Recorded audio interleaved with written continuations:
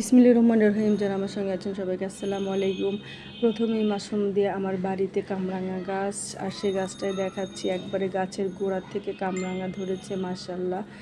তো এটা সুন্দর কামরাঙা আসে, কিন্তু এই যে ইটগুলো আসলে রাখা ঠিক হয়নি, কিন্তু এটা বাড়ির কাজের ইট, সেজন্য এখানে রাখা হয়েছে। আর এই যে নষ্ট জিনিস কীভাবে কাজে লাগাতে হয় তার লিনজা টেকনিক দেখাবো। এই যে দেখতেই পাচ্ছেন ফুলকো লুচি, তো লুচি ভেজেছি কারণ ছোটো মেয়ে খেতে চাইছিল নাস্তা।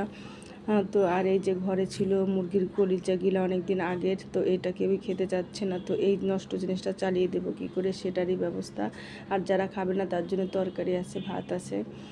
তো আর এই যে ঘরে মিষ্টি ছিল সেটা দিয়ে পরের দিনে দেখেন লুচি দিয়ে খেয়েছি। এটা খাচ্ছিলাম, আমার মনে হচ্ছিলো ছোটোবেলা মাশরুম দিয়ে বাজারে যে হালকাতা খেতাম সেটার মতোই। কিন্তু ঘরে কিন্তু আমার ডিপ ফ্রিজে যে গরুর গোশ একটু রান্না করা ছিল, এটা বের করলে কিন্তু এই যে নষ্ট তরকারিটা শেষ হতো না, যার কারণে এরকম নিনজা টেকনিক কাজে লাগিয়েছি।